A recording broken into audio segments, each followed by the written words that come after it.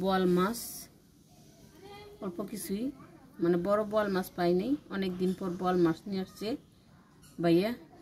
তো আজকে বোয়াল মাছ রান্না করে দিব। আর সাথে হচ্ছে মলা মাছ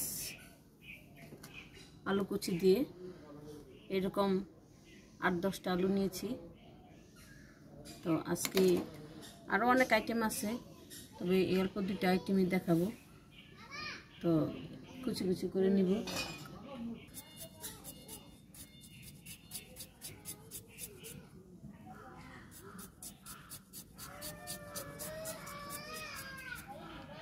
এরকম চিকন করে নিতে হবে।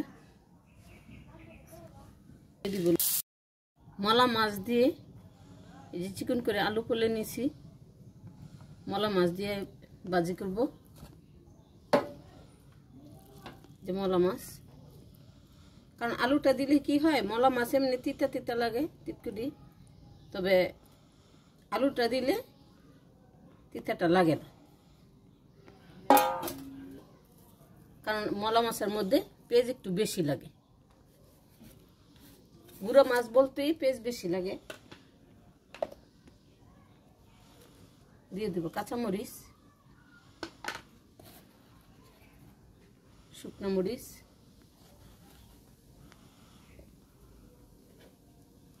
হলুদ, স্বাদ মতো লবণ। এখন সবগুলো একসাথে মিক্সড করে নিব। একটা মশলা যদি একসাথে মিশে যায় তাহলে তেলের মধ্যে দিলে ভাজাটা সুন্দর হয়।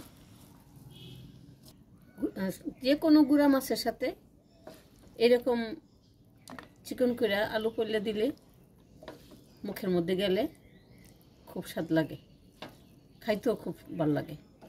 এই জন্য মলা মাছের সাথে আলু দিয়ে দিলাম। যাক, মিক্স করে নিলাম। এখন দিয়ে দিব প্যানের মধ্যে তেল।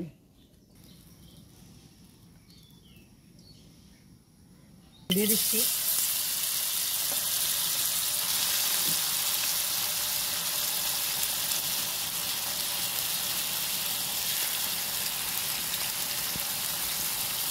এখন ঢাকনা দিয়ে ঢেকে দিচ্ছি।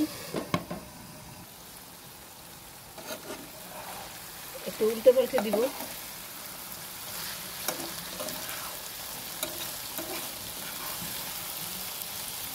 গুঁড়া মাছের স্বাদই আলাদা। এই পৃথিবীর মধ্যে প্রত্যেকটা মানুষেরই গুঁড়া মাছ পছন্দ, তবে বিশেষ করে বাঙালিদের, আমাদের বাঙালিদের বেশি পছন্দ গুঁড়া মাছ।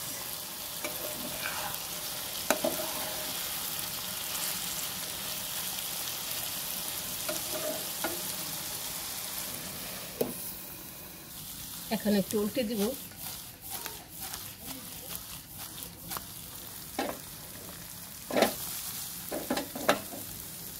ঠিক আছে,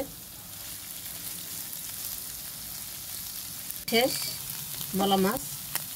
দেখেন, এটাই একটা সুবিধা, এই প্যানের মধ্যে রান্না করলে মলা মাছ, মানে গুঁড়া মাছ বলতে সব কিছু আস্তে আস্তে থাকে, এই জন্য এই কড়ার মধ্যে রাঁধতে ভালো লাগে।